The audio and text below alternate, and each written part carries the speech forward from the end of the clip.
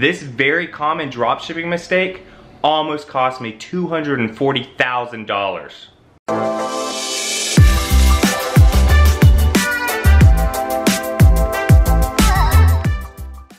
Alright guys, I'm Braden Wuerch. If this is your first time to my channel, make sure you hit subscribe. I continue to over-deliver insane value to you guys every day to grow you personally and financially as well.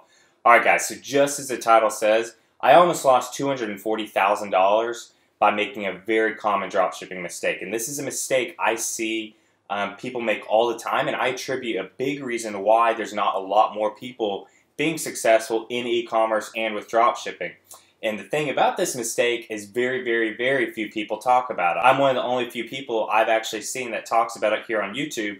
And I've actually got another video where I touch on it a little bit. So before we get into what the actual mistake is, I want to tell you that this is off of one product. $240,000 in sales revenue off of just one product.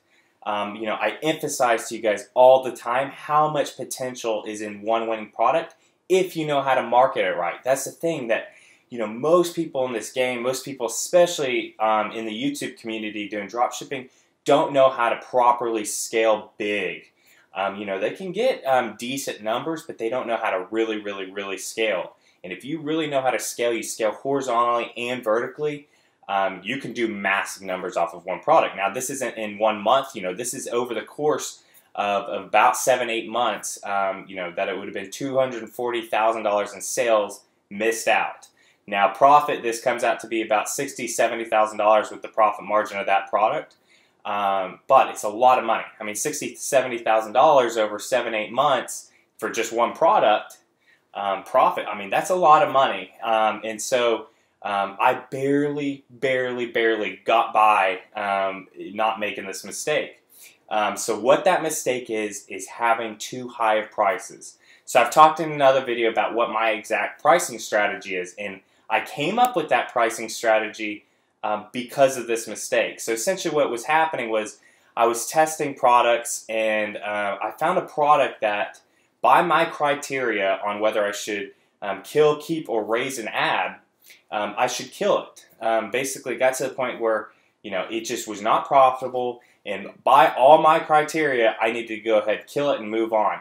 It had made a couple sales, which made me hopeful in the beginning, but, you know, it just wasn't actually performing very well.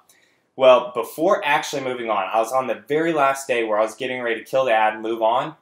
I thought about lowering the price and lowering it by a few dollars, not just $1, lowering it by a few dollars.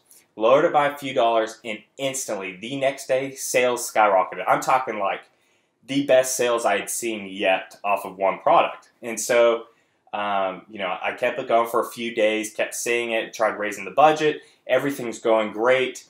So then what I did, and here's how you fix it, is I actually started raising the price again, but I would just raise it by $1. And this is after I had some consistent sales, so I actually knew kind of what to expect in a day. If I'm spending, you know, $20 on the product, how much am I going to get out of that $20? How much in sales? Pretty roughly, you know, you're going to have good days and bad days on Facebook, but still, I should have a range. So essentially what happened was I would raise the price by $1. The sales would stay about the same. Raise it by another $1, sales stay the same. Raise it by another $1, and all of a sudden sales drop off. I know then that moving it back $1, that's the max price I can set it at. So I actually had a call earlier with one of the students of Dropship Fortune. He literally had a couple people write in the comment section that the product was priced too high, that the product was too expensive. There's a sign right there. You definitely need to go ahead and lower the price. Now, the reason for all of this is in the testing phase is when you need to worry about this. Once you go ahead and you test and find a decent or winning product, then you can go ahead and expand your margins. But if you go ahead and you have the price too high in the testing phase, there could be a lot of potential people that wanted to go ahead and buy your product, but it's just too expensive for them. They don't deem it as that valuable. So what I always tell people is start on the low end. You don't want to deem it as cheap. If you make it too low, you know, let's say you have a watch that looks pretty nice, but you price it at $9.99. Someone might not buy it because it's actually going to be deemed as cheap.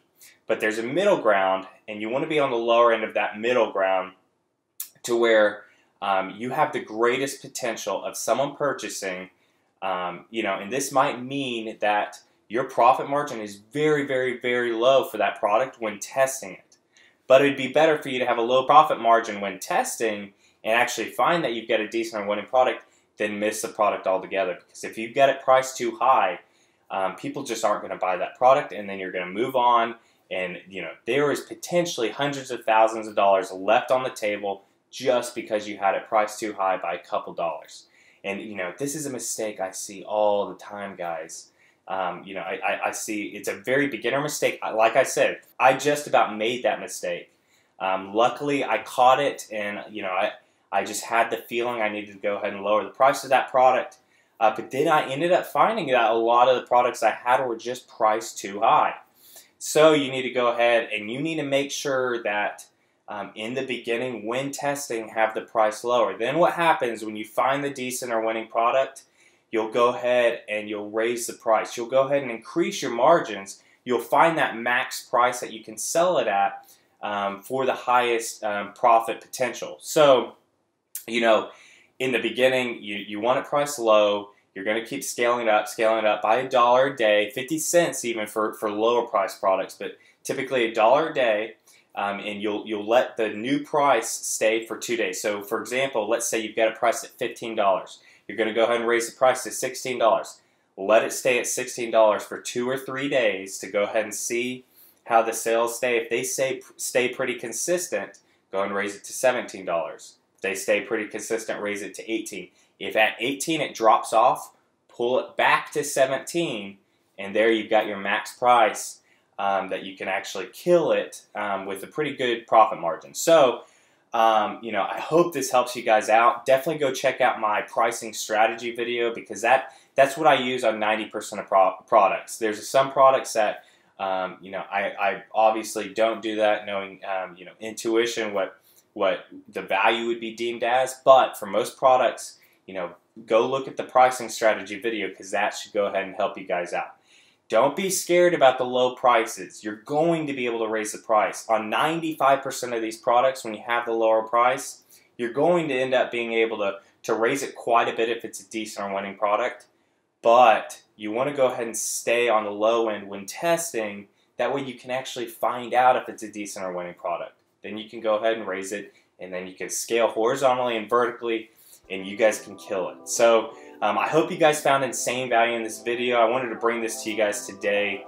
I see this as a huge, huge, huge common mistake being made, and people are just leaving a ton of money on the table because of it. But make sure to leave me a like on this. Hit subscribe if you haven't already. Leave in the comments, if you've done this and you caught yourself doing this, you had too high prices, leave that in the comments. It's definitely not a fun thing, because it's potentially a lot of money you're leaving on the table. But keep grinding, y'all, and I'll see you in the next video.